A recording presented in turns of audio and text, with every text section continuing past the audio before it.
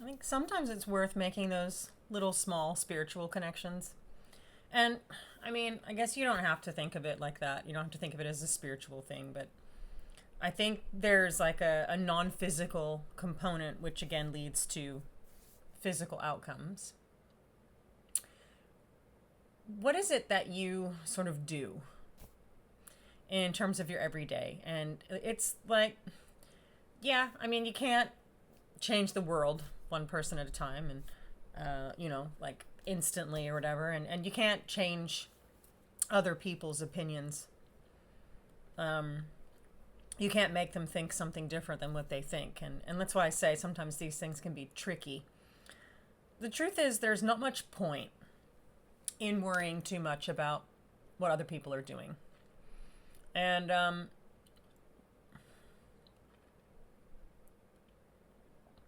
going to use a kind of silly example, but I think it's worthwhile. You know, when we were kids and, we first started kind of going through changes in life and our skin started changing and stuff like that. And you started getting breakouts. Now, I know this is probably in some places in the world, this is probably a really silly example. And I apologize for that, but it's one I can think of that a lot of people should be able to relate to. Obviously, now there's great advancements. There's some really good, like, little pimple patches and stuff, and so that fixes things up quicker. But, in the past, those things weren't available. Anyway, regardless, when we'd get a pimple or a breakout, it was this fear that now everyone's going to stare at it. Everyone's going to see it. It's going to be this thing everyone's going to be obsessing over. Now, like I said, I know this is a juvenile example, but I mean, when you think about what a lot of people spend their time thinking about, it's just as silly, right? So you spend all this time freaking out because you're worried people are going to be staring at it. And, there's something on your face now that there wasn't before. And I don't know, makes you feel less perfect or something. I don't know. It's interesting in childhood. I never really felt like that, but I know a lot of people did because I'd hear them talking about it. Obviously, no one likes breakouts, but I didn't freak out about other people as much as what I noticed a lot of people did. And so that's my example. When you think about yourself and the things that you're doing, is your base focus about what other people are going to think about it or what they're going to say or whatever? And again, you don't even have to admit this out loud if you don't want to. Nobody has to hear it. But at least be honest with yourself. If that's your focus and that's where your head goes, you've lost all power because there's nothing you can do about other people. You can offer tips and pointers. You can offer points of view and differences in perspective. You can do. But if you're dealing with a person who does not and cannot see things from your perspective, it's not going to change it anyways. So what's the point? And even if they do understand, but they don't want to change because it's their life and it's their decision, and again within the means of society and the rules and whatever. I mean, some of these rules are good, some of them are not, but this is the system we're in, right? So, and there's this thing I've noticed, and it seems to be perpetually, sort of cycled through and taught to new generations.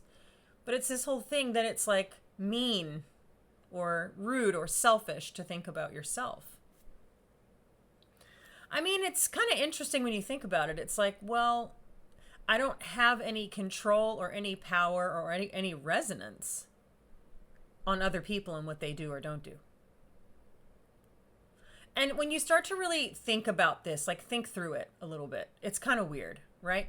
So I'm supposed to think about other people, even though like what's good for other people and what other people should be doing and whatever. And look, I know I'm explaining things the way I am now, which could kind of be, I guess, construed that way.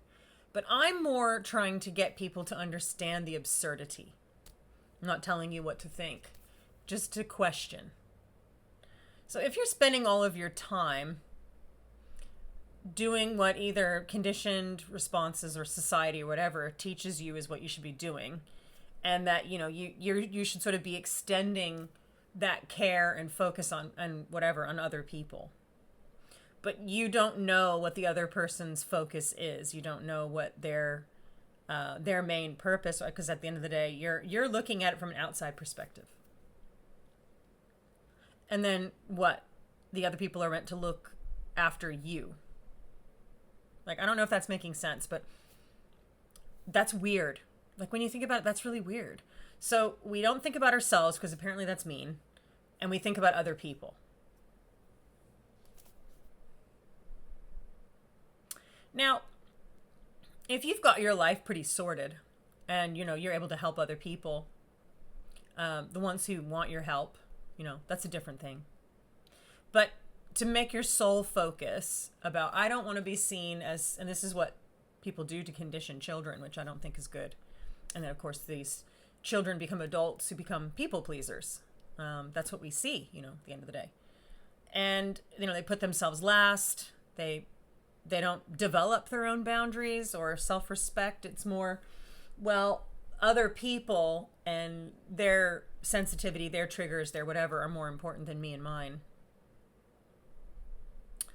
Now, obviously, you don't want to get the entitlement factor, which, again, this is a balancing act.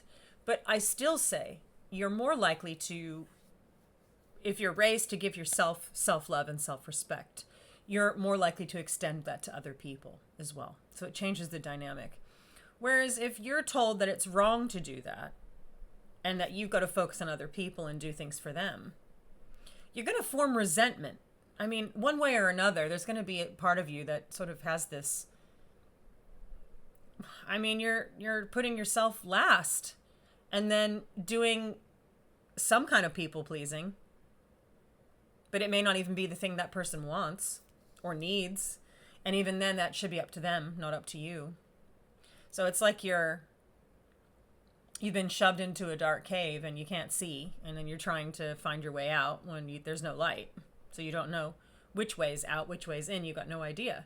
That's what it's like trying to help other people when you haven't even taken the time to understand yourself.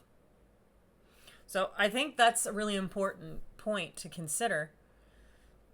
And again, there can be some entitlement issues that come with that because of that resentment. Because you're putting yourself last and you're putting everybody before you, but you don't know what they really want or what they really need. I mean, when you think about it, it's kind of weird. And yet this is how most of us have been raised to think.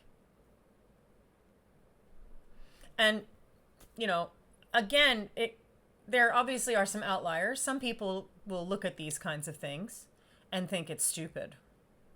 Why? That doesn't make any sense. That doesn't make any logical sense. But there's plenty of people who won't see that, or maybe they weren't given autonomy as children, at all. No autonomy, no helpful tips and pointers how to critically think. Perhaps everything that they did think or considered was shut down. I mean, there are so many different potential factors and possibilities to get in the way of a person making good and healthy connections for themselves. And so that's why I say there's not much point in making a person's focus other people, because you're already going at it at a disadvantage. You're already going at it and you will lose. You will lose every single time because you have no idea about the other person. You don't know what's good for them and what's not good for them. And even then, it's not your responsibility anyway. Just like I don't think that's the responsibility of a parent with a child either. The responsibility is you get to know that child and help them become who they're supposed to be, not who you want them to be. You don't get to keep them. They're not yours. They're here, their own people. And one day they'll have their own life.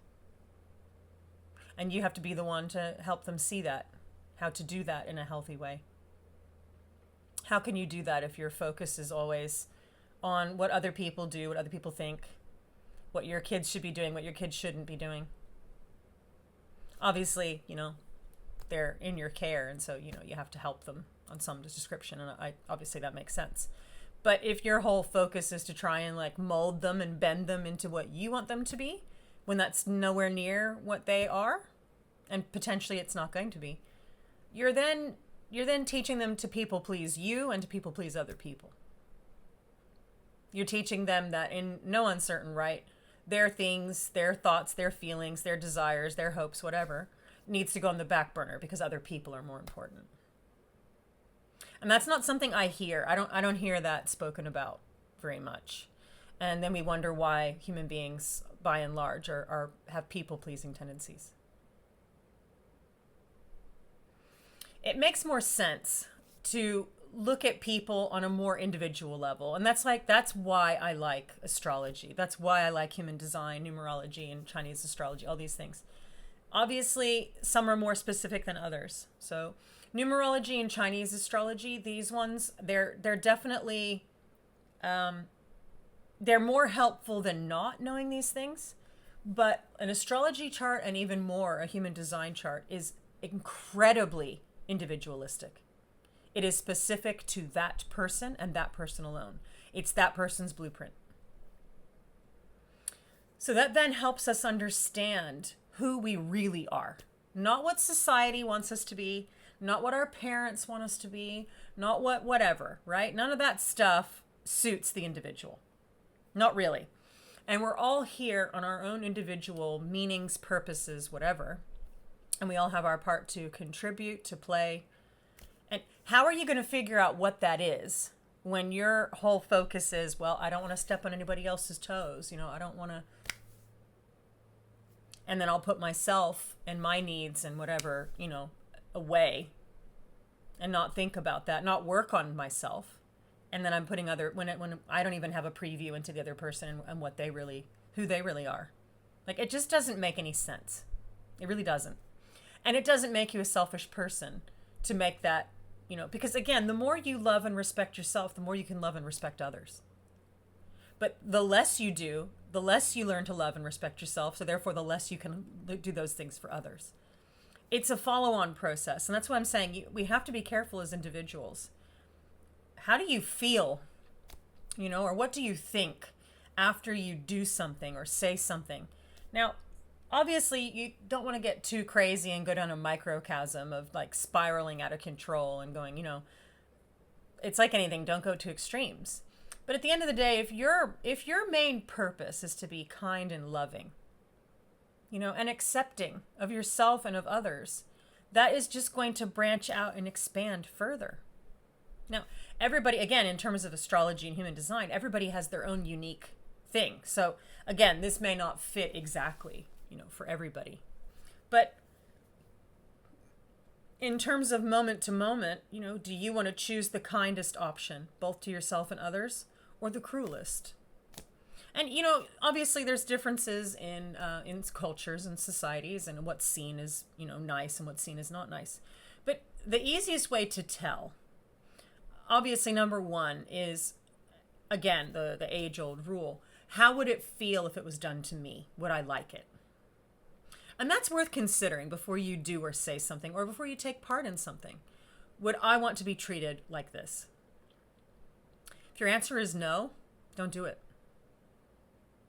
If after you do something, because you're trying to figure it out, maybe you don't know how you'd feel about it, and you give it a go, and afterwards you feel pretty crummy about it, you feel pretty crappy. Again, don't keep doing that. And it doesn't matter about other people. If, your friends are doing that, again, this is probably more young people, but if your friends are doing that and, you don't want to sort of stand out or whatever, and this is a big thing, in youth, but at the end of the day, it's worth thinking, yeah, but that doesn't make me feel good. And that's a strong person, okay? And look, this is maybe my opinion, but I don't think you're strong in conviction. You're not strong in your individuality, and you're certainly not strong in kindness if you just go along with things that are mean and don't make you feel good just so that you don't get, ostracized by some group of people who aren't doing nice things. Like, that doesn't make a strong person, really. Like, let's think about it. What makes a strong person is going, you know what? I tried that. And you don't even have to say it, but in your head thinking it, whatever. I tried that, and I didn't really I don't like that. I'm not going to do that. How many people actually do that? And imagine if more people did. In a respectful way. Like, you don't need to be nasty. It's just like if somebody insults you. Like, I talk about this a lot on lives. But if somebody insults you, you don't have to be insulting back. There's this whole thing, well, I got to get my lick back. Why? Why? Why do you have to do that? You don't. Think about it for a second. If somebody hurls an insult at you, is it even true? Is what they said even true? Right? And at the end of the day, it's not about the other person. If you feel there's some level of truth to what they said and you don't like it, there's no sense in going after that person. They've just shown you the mirror. That's it. Unintentionally, they don't know, right? It's probably showing the mirror on themselves too. They have that same insecurity. So you've helped each other if you're both open to the experience. But what you can do is, okay, instead of reacting, reflect. Just take a minute. You don't need to respond straight away. Just say nothing, do nothing. And you don't even be like, oh, it makes me look weak. I'm like, no, the reverse makes you look weak because they've seen now, they've gotten under your skin. You've given up, the internal struggle that you have. You've made it obvious for everybody to see. Instead, sit there, do nothing, say nothing. If you need to, walk away. Who cares? When you have the time and the space, think about, okay, why did that bother me so much? Why did that make me angry? Why did that hurt me? Why did that whatever? Right? And you start to break it down. It reminded me of this experience I had when I was whatever age, or it reminded me of this thing this person said, and I have a whole bunch of memories and painful experiences attached to that. It then helps you start to decode and break down these long, heavily attached, difficult, and a lot of people like to try and push down negative emotions and pretend they're not there. But negative emotions, negative feelings, pain, hurt, all this stuff, yeah, okay, it's not pleasant, but it's there for a reason. So instead of trying to block it, take your time and try and figure out why that's happening so you can do something else with it, right? So that's what I'm saying. And I love doing videos like this because I feel like a lot of people don't know this. I wasn't raised this way. I just came across it as I've gotten older. I love researching. I love watching podcasts. I love reading books, and I love learning new research and information. And so I put pieces together. And then, of course, in my own life, my own experiences, I started to be able to put those things into practice. And so I like to share that, and I try and put it in a way that's easier to understand. Because the stuff I watch, it's normally quite heavily medical termed and things like that, because it's, whatever. But I think these kinds of things help. And I think they help a lot more than what we think. From like a health point of view, from a mental health point of view, which is kind of a big thing these days. All this sort of little things, they add up. And, I might do some videos on that. That might be something worthwhile. Maybe even on the Gumroad website, maybe I'll go through some tips and pointers where you can actually put these things into practice to fix them, for yourself.